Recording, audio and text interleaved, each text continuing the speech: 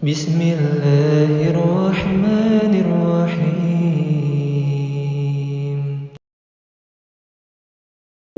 Allahumma la sahla illa ma ja'altahu sahla wa anta ta'jalul hazana idza syi'ta syahla amma ba'd.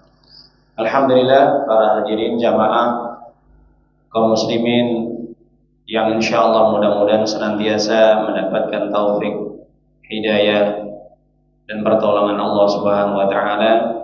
Pada kesempatan yang berbahagia ini tidak lupa kita senantiasa untuk mensyukuri nikmat yang Allah berikan kepada kita, terutama nikmat sehat, nikmat waktu. Dengan nikmat ini alhamdulillah kita bisa menyempatkan untuk bisa mendatangi majelis ilmu dalam rangka untuk kita bersama-sama watawasau bil haq watawasau bis sabr, saling mengingatkan untuk senantiasa melakukan amal-amal kebajikan, mentaati Allah, dan senantiasa untuk mengingatkan agar kita bersabar dalam melaksanakan kewajiban yang Allah titipkan kepada kita, dan kita bersabar untuk mentaati Allah, atau bersabar kita mendapatkan segala nikmat ataupun sesuatu yang mungkin itu berupa ujian atau musibah, dan kita sabar untuk tidak melakukan hal-hal yang diharamkan oleh Allah.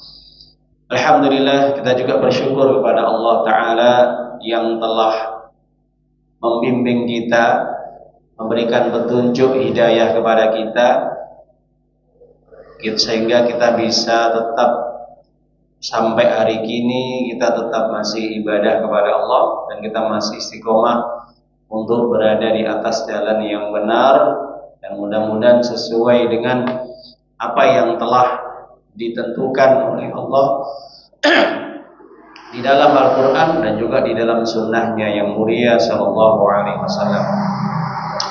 Karena kalau kita kembali kepada ayat-ayat Allah Subhanahu wa taala, maka tidak ada kehidupan yang paling baik melainkan kehidupan yang dibimbing oleh Allah Ta'ala, kehidupan yang mengikuti apa yang disyariatkan oleh Allah, kehidupan yang ditunjukkan oleh Allah di dalam Al-Quran dan juga sunnah Rasulnya.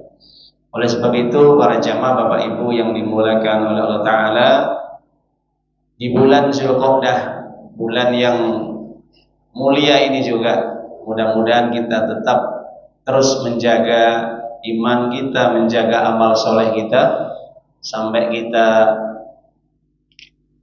meninggal dunia. Amin ya rabbal alamin.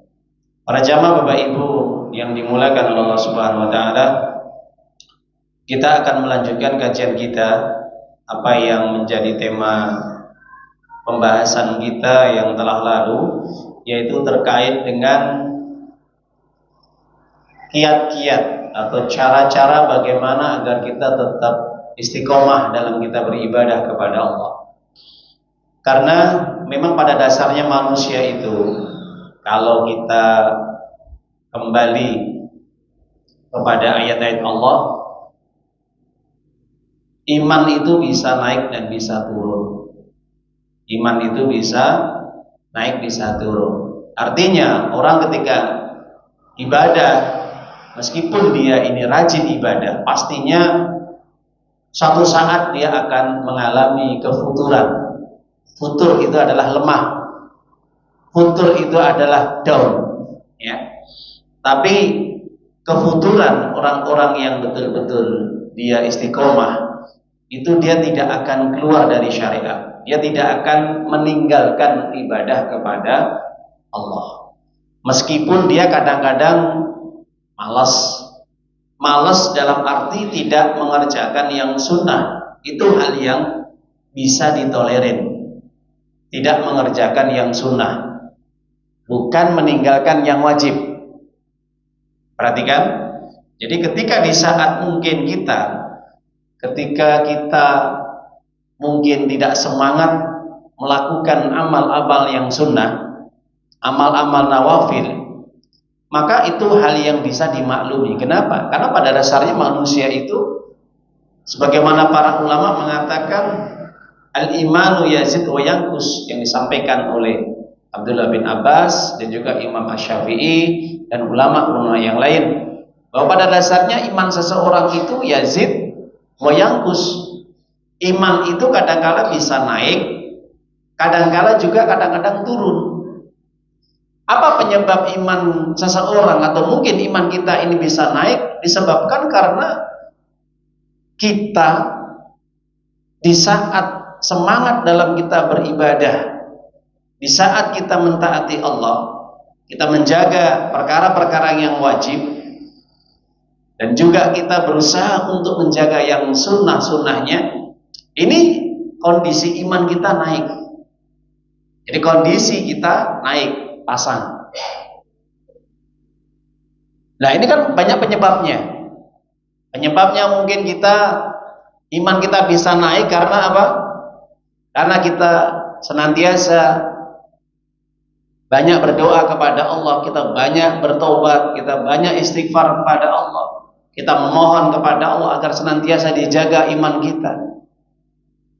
Yang kedua, kita ikhlas dalam kita beribadah kepada Allah. Ini pengaruh-pengaruh sumbu yang bisa menjaga iman kita agar tetap iman kita ini bisa terus meningkat. Yang ketiga juga, di saat kita mungkin menjaga perkara-perkara yang wajib dengan kita senantiasa rutin, continue, meskipun sedikit yang kita amalkan, perkara-perkara yang sunnah itu sedikit, tapi kita bisa continue, bisa terus menerus. Karena Nabi sendiri mengatakan al-a'mal ahabbu ilallah adwamu wa inqal. Dalam hadis Imam Bukhari,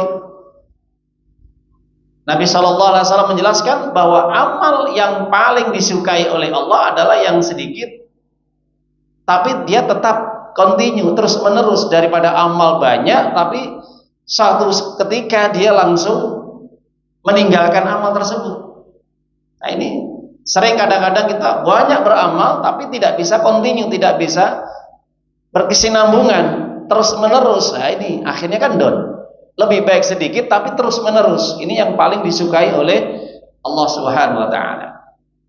Di samping kita bisa continue dalam kita beramal, beribadah kepada Allah, maka pengaruh yang lain juga adalah, yaitu apa?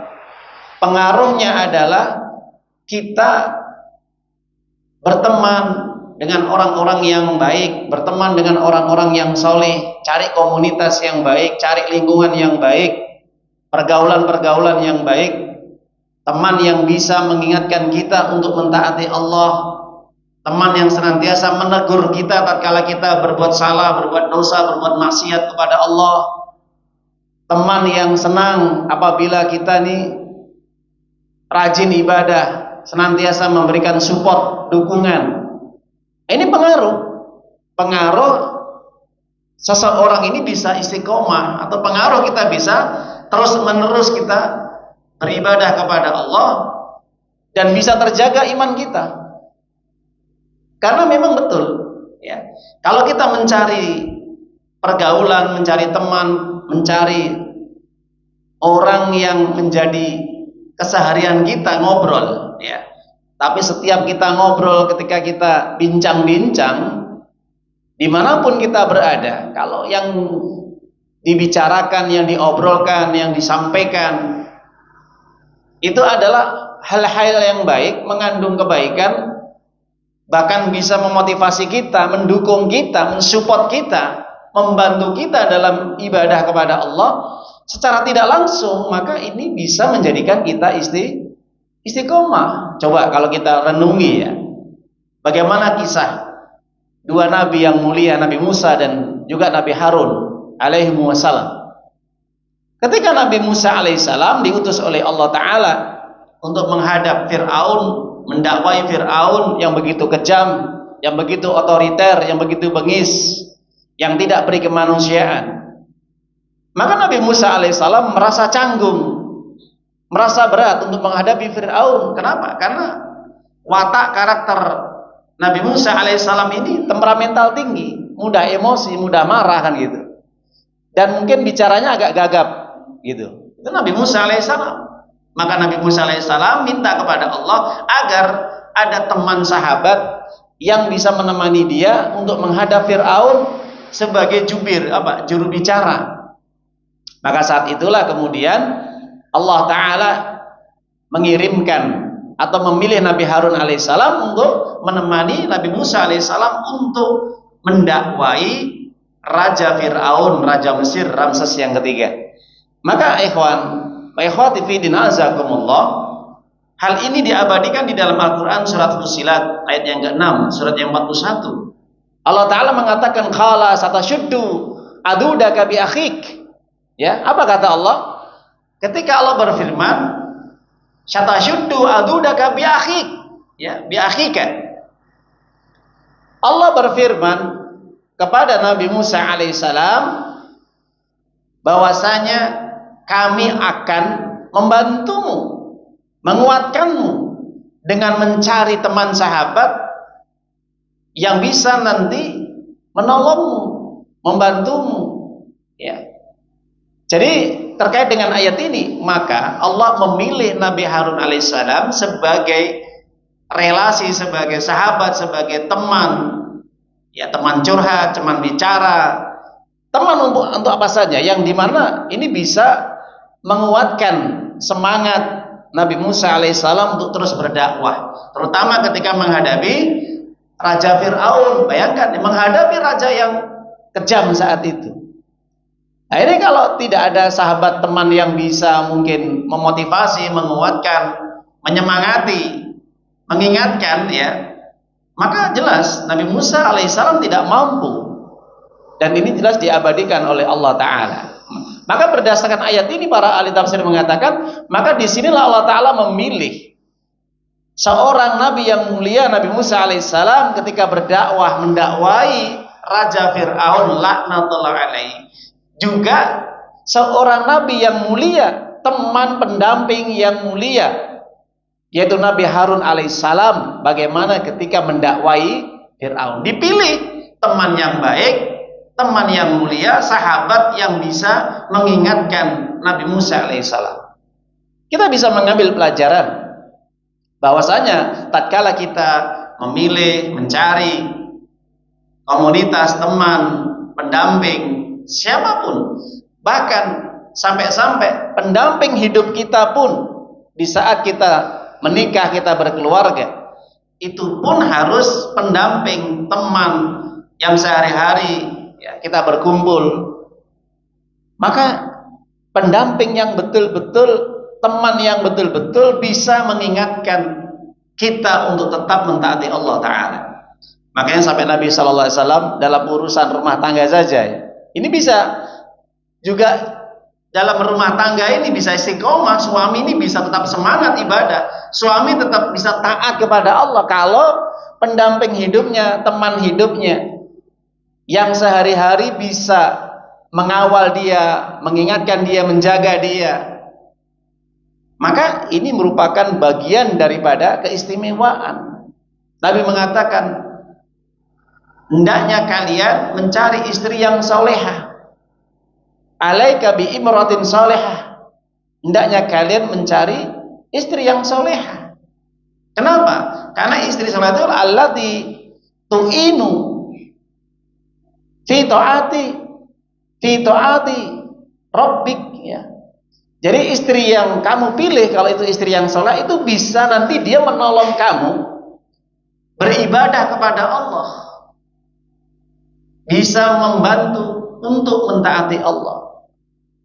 Jadi kalau mungkin waktunya sholat, waktunya azan, diingatkan kita, waktunya kita ngaji, belajar, diingatkan kita, dimotivasi. Bukan malah sebaliknya, dibiarkan begitu saja, tidak mau tahu. Ketika waktunya azan, malah kita direpotkan, disibukkan. Waktunya jawal, pengajian, majelis ilmu, tidak diingatkan kita, malah kita direpotkan, diajak untuk keluyuran, diajak untuk jalan-jalan yang tidak ada manfaatnya. Maka para jamaah Bapak Ibu, ini penting sekali, karena teman pendamping dalam kehidupan kita ini menentukan betul. Kenapa menentukan? Karena para ulama menjelaskan, orang yang bisa memilih teman ataupun sahabat yang bisa menjadikan dia semakin bertambah imannya, semakin bisa istiqomah ibadahnya, ini adalah teman yang mengajak ke surga, pendamping yang bisa mengajak ke surga. Sebaliknya, kalau dia cari teman pendamping dalam hidupnya, sahabat, ternyata teman sahabat ini menjauhkan dia untuk ibadah kepada Allah, melupakan dia untuk mentaati Allah, melalaikan dia untuk mengingat Allah, maka ini pendamping, sahabat, teman yang mengajak kalian ke neraka. Maka betul firman Allah Ta'ala di dalam surat Az-Zukhruf, surat yang ke-43 ayat 67. Allah Ta'ala berfirman, Al-akhillau yawma idin ba'dum li ba'din aduun illal muttaqin. Apa kata Allah? Yang dimana nanti pada hari kiamat kelak, orang-orang yang dia ini bersahabat, berteman, yang dimana mereka itu bertemanan, persahabatan mereka atas dasar karena dunia, atas dasar karena maksiat, atas dasar karena dosa, bukan karena Allah, bukan karena ketaatan, bukan karena ketakwaan, bukan karena keimanan, tapi karena kepentingan-kepentingan yang lain. Ini bisa menjerumuskan dia, sehingga sampai-sampai nanti pada hari kiamat mereka akan masuk ke dalam neraka bersama-sama, mereka akan saling bermusuhan. Ingat Bapak Ibu, saling bermusuhan. Perhatikan ayat ini, Az-Zukhruf 43 ayat yang ke-67. Jadi orang-orang yang dia berteman, bersahabat, ya, ternyata teman sahabat yang dia jadikan sandaran hidupnya, yang dia cintai, yang dia kasihi, yang dia senangi, itu kalau tidak mengingatkan kita untuk beribadah kepada Allah, meningkatkan iman kita, istiqomah, maka apa yang terjadi? Akan menjadi musuh untuk diri kita nanti pada hari kiamat, tatkala kita masuk ke dalam neraka. Naudzubillah. Illal muttaqin, kecuali mereka yang bertakwa. Kalau mereka bertakwa kepada Allah, artinya teman, sahabat, ya, kata-kata al-akhillah itu adalah teman dekat. Ibnu Katsir mengatakan mereka adalah teman yang sangat didekati dan sangat dipilih, dicintainya. Misal kita punya komunitas, punya grup, punya teman obrolan yang itu betul-betul menjadi kedekatan kita. Ya, teman SMA kita, teman SMP kita, teman kuliah kita, teman kerja kita, teman cakruan kita, ngobrol kita sehari-hari. Ya, itu kata Ibnu Katsir, kalau itu dia bertakwa kepada Allah, beriman kepada Allah, saleh, salehah, maka akan menghantarkan kita ke dalam surga. Kenapa? Karena Hasan Al-Basri mengatakan, Hasan Al-Basri seorang ulama tabi'in memberikan saran, istaksiru minal asdiqail mu'minin fa inna lahum syafa'ah yaumil qiyamah. Perbanyaklah, cari banyak-banyaknya kalau bisa teman yang baik, teman yang soleh, teman yang beriman. Ini kata Hasan Al-Basri, Pak Buge. Dimanapun kalian temui, di masjid, di musola, di pasar, di kantor, di jalan-jalan, ya, atau di cakro, dimanapun tempat kalian ngobrol, kalian sedang bersantai-santai, tapi kata Hasan Al-Basri, kalau teman sahabat yang kalian jadikan sebagai persahabatan, pertemanan kalian, maka kalau itu bisa menjadi kalian ingat kepada Allah, itu nanti pada hari kiamat, kata Hasan Al-Basri, akan menolong kalian dari api neraka pada hari kiamat. Jelas. Itu Bapak Ibu ya. Makanya dari situ para ulama mengatakan, nggak masalah punya teman sedikit, tapi dia bisa menghantarkan kita ke surga, daripada banyak teman tapi tidak pernah mengingatkan kita untuk mentaati Allah, ibadah kepada Allah. Buat apa? teman yang menjerumuskan kita ke neraka. Kita nggak ibadah, kita nggak sholat, dibiarkan. Kita nggak ngaji, nggak pernah diingatkan. Kita nggak melakukan aktivitas-aktivitas yang bernilai ibadah, itu nggak mau tahu. Maka buat apa banyak teman, tapi teman itu tidak bisa memberikan manfaat, baik urusan dunia, bahkan urusan akhirat yang paling terpenting. Bahkan yang lebih tragis, kalau teman yang setiap saatnya, setiap harinya hanya mengajak pada maksiat, naudzubillah, bukan tambah pahala, tambah dosa. Ya, para jamaah Bapak Ibu yang dimuliakan Allah Ta'ala, jadi itu poin-poin di antara kiat-kiat yang dimana orang bisa istiqomah disebabkan karena apa?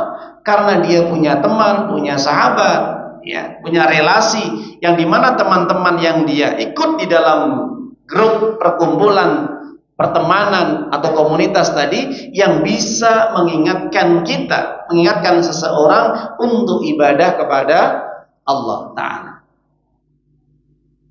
Para jamaah Bapak Ibu yang dimuliakan Allah Ta'ala, maka kalau kita melihat ayat-ayat Allah Ta'ala, bagaimana ketika Allah menggambarkan dan nanti pada hari kiamat kelak ada mereka yang saling berteman, mereka saling bersahabat, karena ternyata sahabat tadi menjauhkan kita dari ayat-ayat Allah, menjauhkan kita dari kewajiban sholat kita, puasa kita, ngaji kita, baca Quran kita.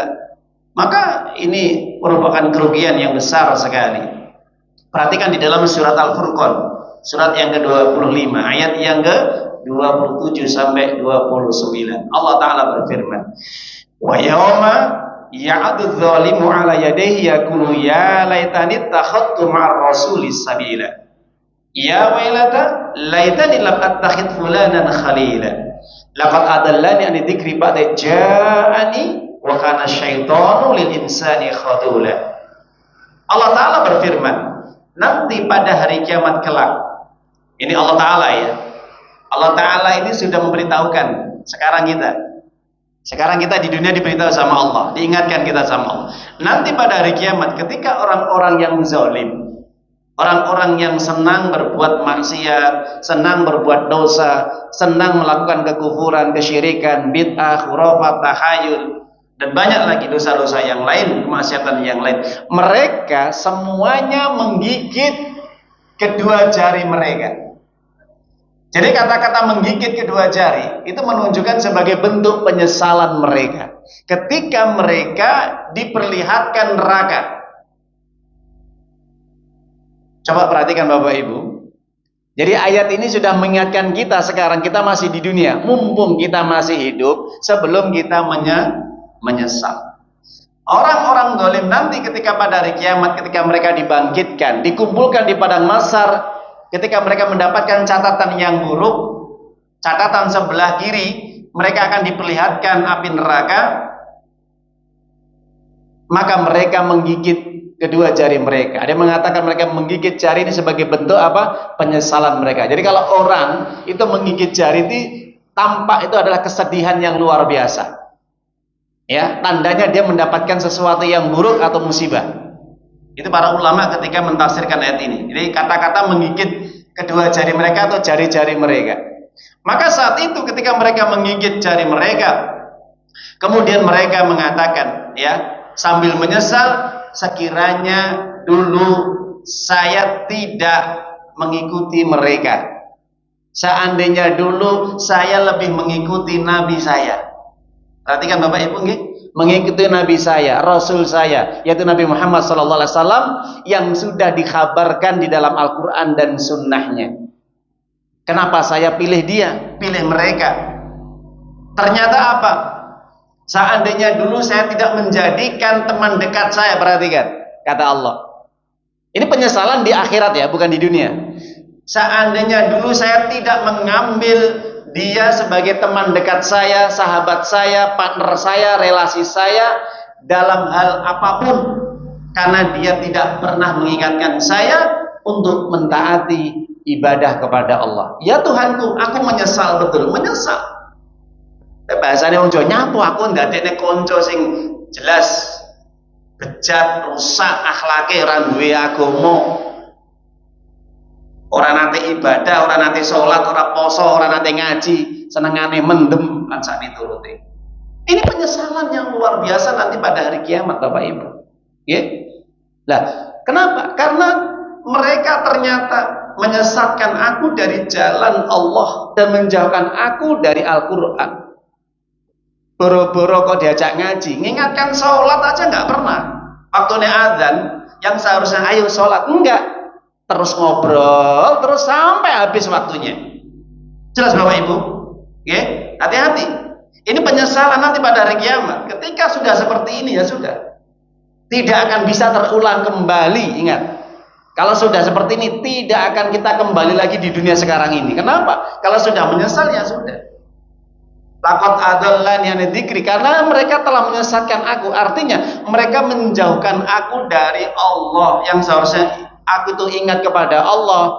Aku bisa menjaga sholatku, bisa menjaga puasaku, bisa ngajiku, baca Qur'anku, ibadah-ibadah yang lain. Ternyata temanku tidak pernah sedikit pun mengingatkan aku.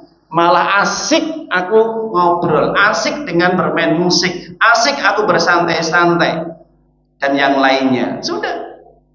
Para jamaah Bapak Ibu yang dimuliakan Allah Ta'ala, apa kata Allah? Itulah ya, kata Allah Ta'ala dikatakan bahwa setan itu memang pengkhianat.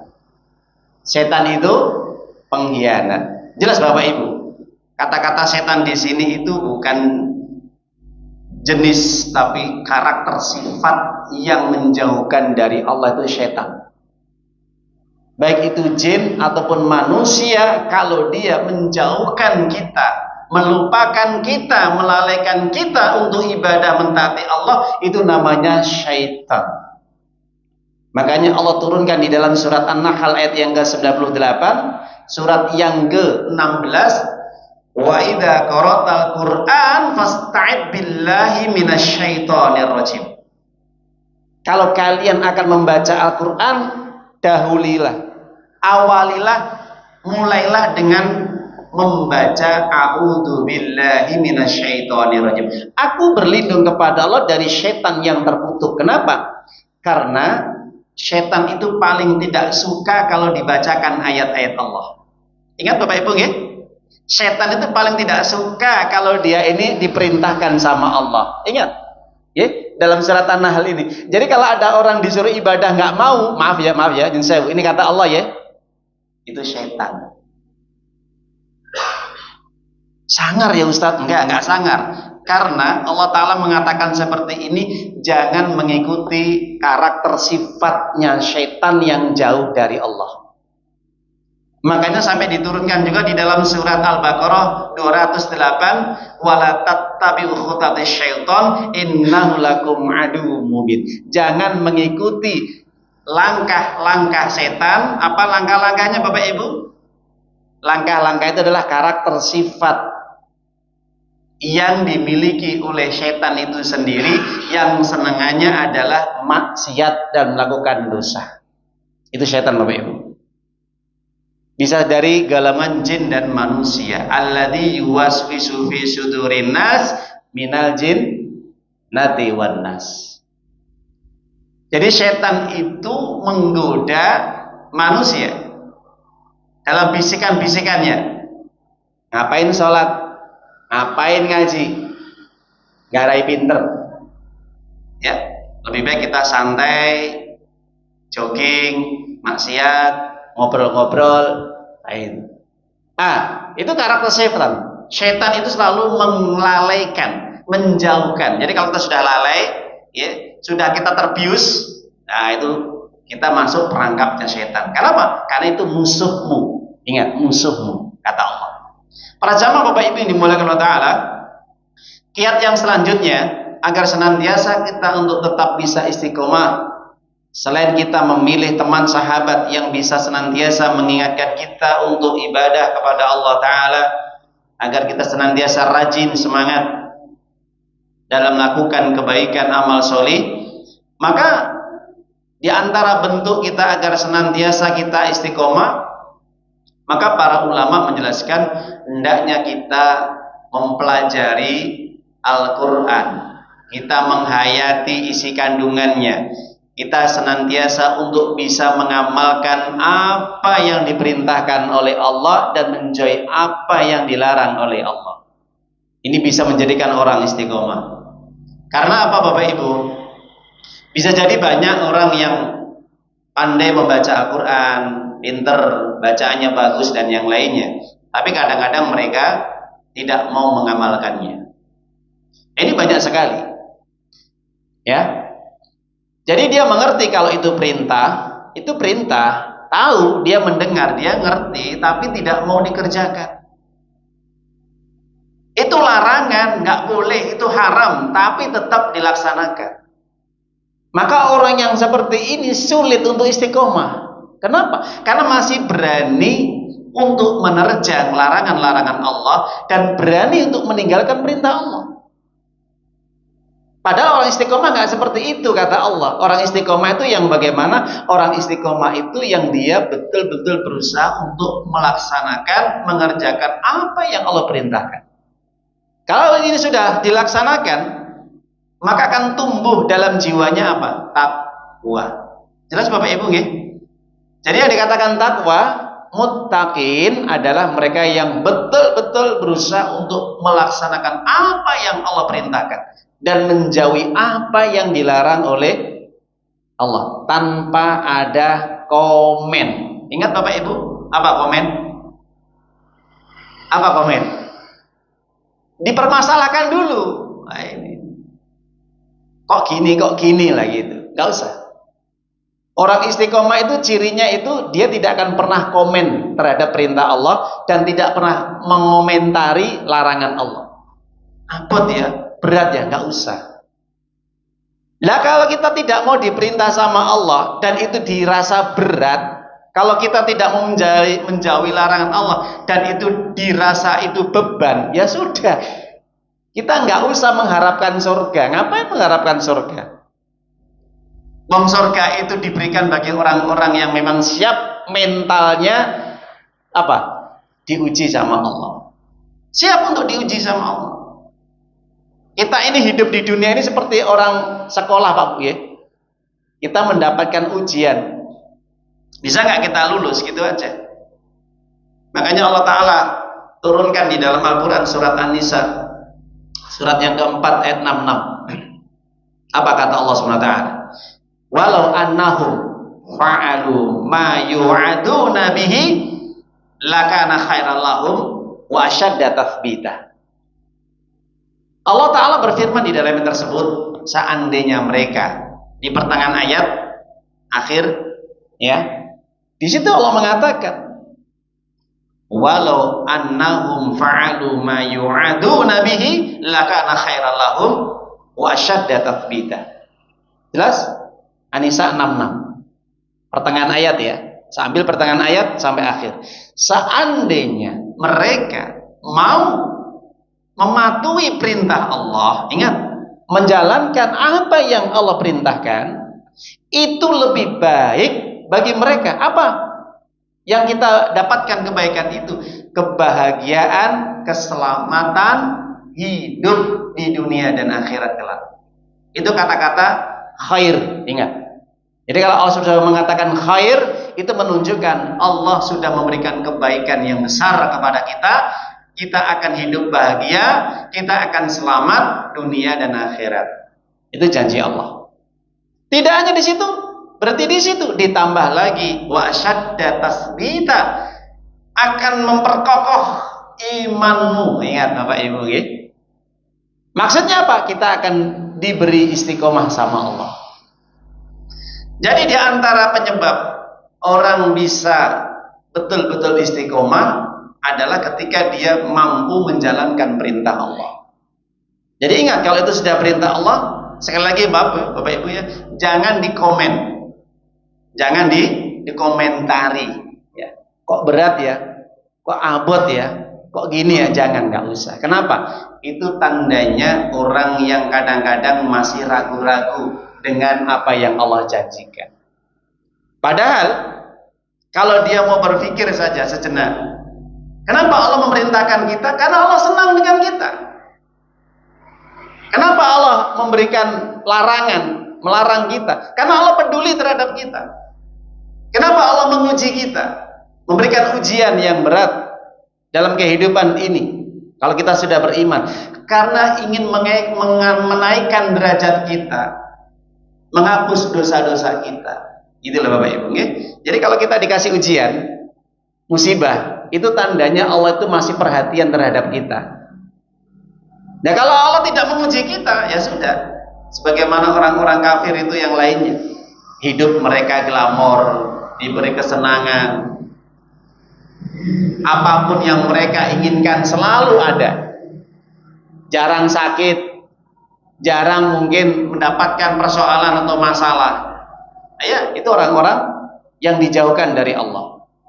Makanya Nabi sallallahu alaihi wasallam mengatakan dalam hadis Imam Bukhari, "May yuridillahu bi khairan yusibbu minhu." Kalau Allah itu mencintai seorang hamba, pasti akan diuji. Pasti akan diberi musibah. Dalam hadis Imam Tirmidzi katakan lagi, "Innallaha ta'ala idza haba qauman ibtalahu." Kalau Allah itu sudah memilih hambanya dan hamba itu dicintai sama Allah, pasti akan diuji. Diuji badannya dengan sakit-sakitan. Jelas Bapak Ibu? Ya. Jadi kalau diantara kita ini sering sakit-sakitan, kita nggak usah ngerensulo. Apa ngerensulo? Apa? Sambat bahasa Jawa. Ya. Nggak usah kita ini berkeluh kesah. Jadi kalau kita diuji, badan kita sering sakitan, nggak usah berkeluh kesah, sudah nikmati saja. Penyakit apapun yang menimpa kita, nikmati saja. Kenapa? Itu tandanya Allah cinta kepada kita. Ketika kita dikasih sakit badan kita, kenapa? Ini untuk menggugurkan dosa kita dan mengangkat derajat kita nanti pada hari kiamat. Tidak ada musibah yang menimpa seorang muslim laki-laki dan perempuan.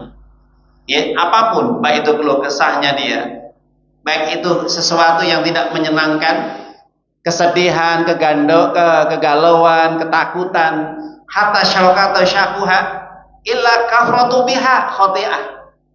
Sampai duri yang menancap di kaki kita, beling atau yang lain, kita kena pisau, kita kena benda tajam, kita kena kesandung batu yang lainnya atau yang lainnya, sampai berdarah-darah, itu bisa merontokkan kesalahan kita.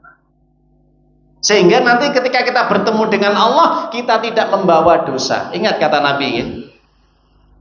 Jadi para jamaah Bapak Ibu, orang itu kalau betul-betul sudah dicintai sama Allah, pasti akan diuji. Ingat, pasti diuji.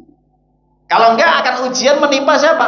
Menimpa istri kita, anak kita, mungkin meninggal, sakit, ya, orang tua kita. Siapapun yang kita cintai, itu akan kita derita, kita akan terima itu semua ujian Allah. Tapi kita terima dengan lapang dada atau kita terima dengan keluh kesah. Nah, itu tergantung kita Bapak Ibu, sabar atau tidak. Maka orang yang istiqomah, dia akan sabar menghadapi segala tantangan ujian yang Allah berikan. Jelas ya? Maka orang seperti ini dia mampu mengamalkan ayat-ayat Allah Ta'ala. Maka Allah turunkan di dalam surat Al-Baqarah 154. Apa yang Allah terangkan? Kalau 155, walanabluwannakum bisyai'im minal khawfi wal ju' wa naqsim minal amwal wal anfusi was samarat wa basiris sabirin alladzina idza asabatu musibah qalu inna lillahi wa inna ilaihi raji'un. Ya, 155, 156. Akan kami beri ujian kepada mereka, kata Allah. Al-Baqarah 155, 156. Surat yang kedua. Akan aku uji mereka, kata Allah. Untuk siapa? Untuk orang yang beriman, bukan orang kafir. Akan aku uji mereka dengan ketakutan, ya, dengan rasa lapar, ekonomi susah, takut terhadap musuh, atau takut karena ya orang-orang yang ditakuti, dan juga kehilangan harta, kehilangan apa saja pekerjaan, usahanya bangkrut, ya, panennya gagal, kehilangan apapun harta yang dia cintai, kebakaran rumahnya, mobilnya hilang, sepeda motornya dicuri, dan masih banyak lagi. Wal anfus, dan kematian. Kematian siapa saja yang kita cintai, istri kita, anak kita, orang tua kita, teman-teman dekat kita. Kematian itu ujian bagi diri kita. Wa basyiris sabirin, kabar gembira bagi orang yang sabar. Beritahu mereka. Siapa mereka? Alladzina idza asabat musibah, mereka yang ketika ditimpa musibah mereka mengatakan apa Pak Bu? Qalu inna lillahi wa inna ilaihi rajiun.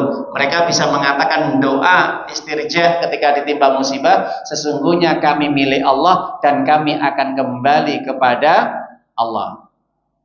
Kita pending dulu azan, silakan.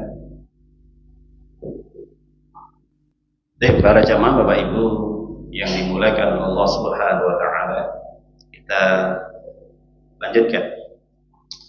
Jadi orang-orang yang senantiasa bisa istiqomah adalah mereka yang bisa melalui berbagai ujian-ujian yang Allah timpakan, Allah berikan kepadanya. Jadi di antara ciri karakter sifat orang yang bisa menerima ujian Allah adalah mereka yang tetap sabar ketika menghadapi apapun persoalan dalam hidupnya, baik rasa takut, kehilangan harta, kematian, atau mungkin kehilangan yang dicintainya.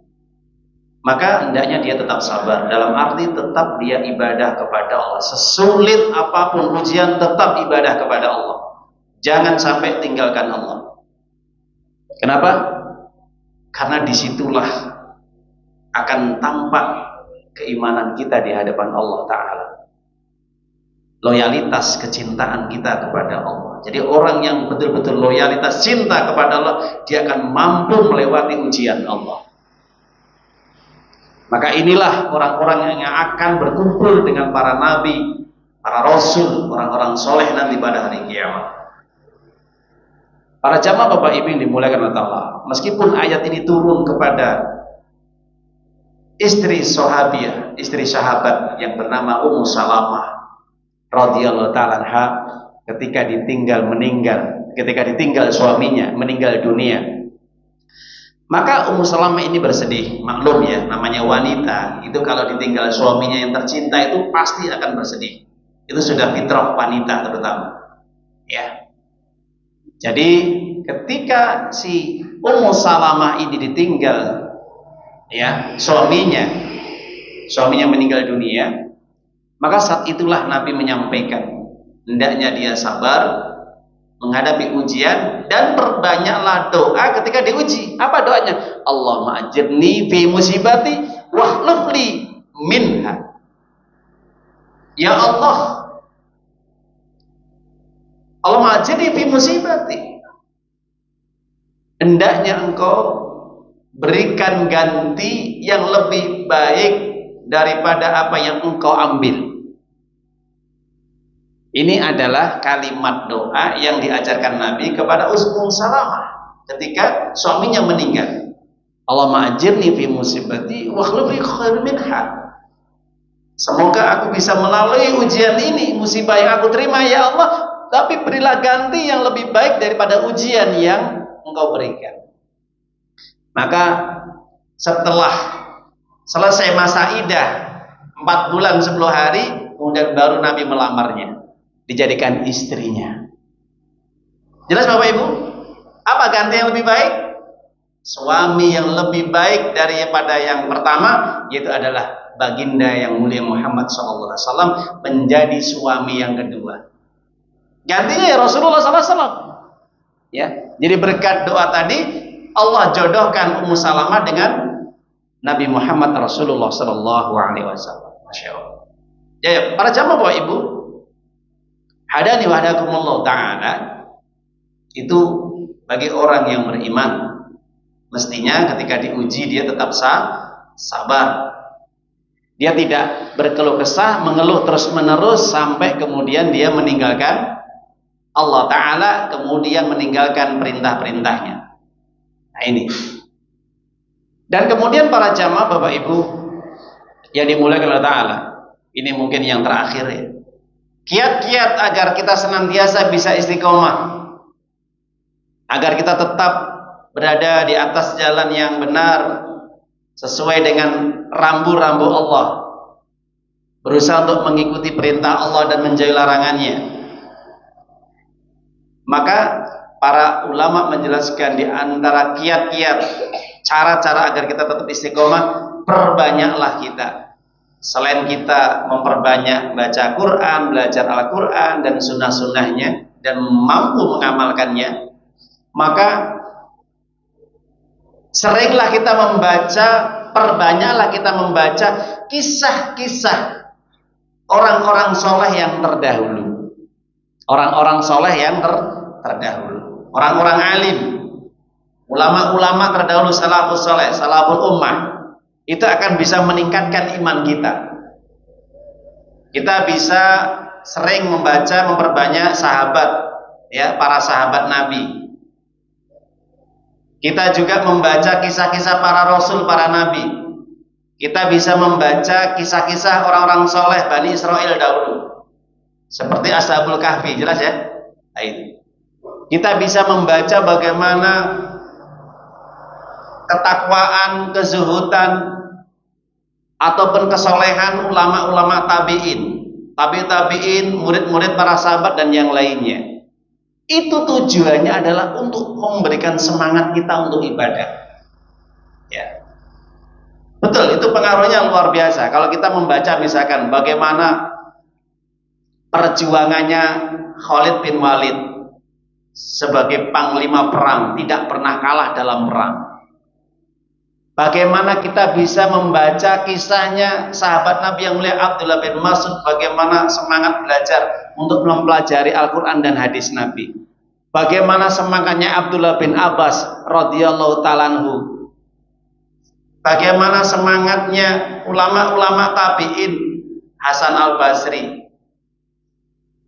Al-Hasan, Saufan as-Sauri, Mujahid, dan juga ulama-ulama yang lain, Abdullah bin Mubarak. Nah, ini luar biasa Bapak Ibu. Betul. Hal ini diagendakan oleh Allah di dalam Al-Quran kalau kita membaca, agar kita meneladani kisah-kisah orang-orang soleh terdahulu ya. Bisa dibuka surat Al-Kahfi, surat ke-18 ayat 13 dan 14. Apa kata Allah? Nahnu naqussu 'alaika bil haqq inna fityatun amanu bi rabbihim wa zidnahum huda. Allah mengatakan kami akan menceritakan kepadamu Muhammad dengan sebenar-benarnya, kata Allah. Apa yang diceritakan oleh Allah kepada Nabi Muhammad SAW? Kisah para pemuda yang beriman kepada Allah, yang mereka dimana diberi ujian oleh Allah Ta'ala. Jadi ini kisah para pemuda Ashabul Kahfi yang bersembunyi di gua selama berapa? 309 berapa? Hari atau tahun? Ya. 309 tahun. Ya. Bersembunyi di dalam gua, bayangkan. Jadi kalau kita perhatikan dari kisah ini para jamaah Bapak Ibu, maka jelas Allah Ta'ala mengatakan kepada Nabi, yang dimana Nabi juga diberitahu oleh Allah, akan aku ceritakan kisah para pemuda, yang dimana pemuda itu betul-betul dia beriman kepada Allah, yang dimana aku tambah keimanan mereka, disebabkan karena pemuda itu betul-betul taat kepada Allah dan diberi petunjuk oleh Allah. Nah, kemudian Allah melanjutkan, warabatna ala qulubihim idqamu faqalu rabbuna rabbus samawati wal ard lan nad'u min duni aliha laqad qulna idzan syatata. Jadi ketika pemuda itu ditolong sama Allah, dikuatkan iman mereka, dikokohkan, diberi istiqomah sama Allah agar tetap berada di atas jalan yang benar kedudukannya, sehingga mereka berdiri di hadapan Raja Dikyanus, Raja Diknayus itu raja yang dimana terkenal dengan kejam, otoriter, bengis, dolim dia. Suka membantai siapapun yang tidak sesuai dengan keinginannya. Tidak sesuai dengan sepaham dia. Akan dibantai, dihapus, dibunuh. Kalau bisa dicincang, dimutilasi sama Dikyanus ini. Maka ketika pemuda-pemuda ini menghadap raja yang bengis ini, maka Allah beranikan dan menyampaikan kebenaran. Apa yang terjadi? Maka pemuda ini akhirnya mau dibunuh gara-gara berdakwah, mengajak kepada kebenaran, mengingatkan untuk mentaati Allah, menyembah Allah, mentauhidkan Allah. Maka diselamatkan sama Allah Subhanahu wa taala, ya. Karena pemuda ini mengatakan, Tuhan kami adalah yang menciptakan langit dan bumi, yang kami sembah satu-satunya bukan kamu.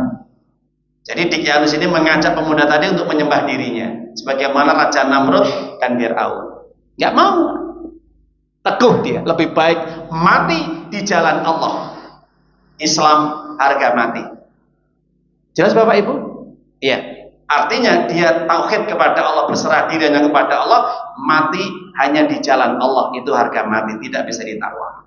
Kul inna sholati wa nusuki wa mahyaya wa mamati lillahi rabbil alamin. Katakan Muhammad kepada umatmu, sholatku, ibadahku, hidupku, matiku hanya untuk Allah yang menguasai alam semesta, bukan yang lainnya. Jelas Bapak Ibu ya? Ini tauhid yang kita baca ketika kita sedang sholat, doa iftitah.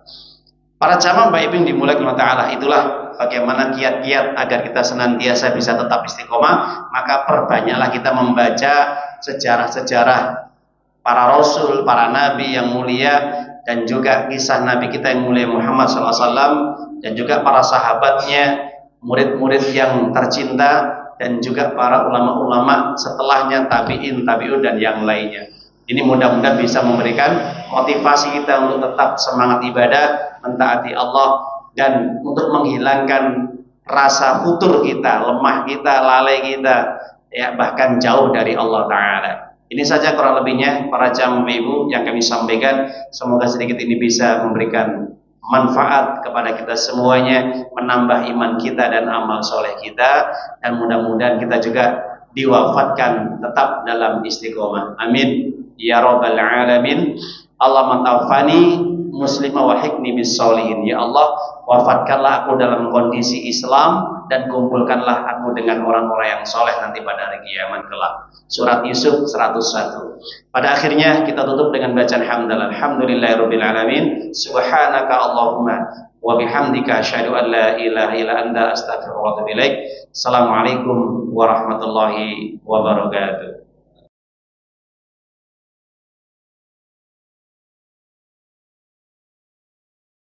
يا أيها الذين آمنوا اتقوا الله حق تقاته ولا تموتن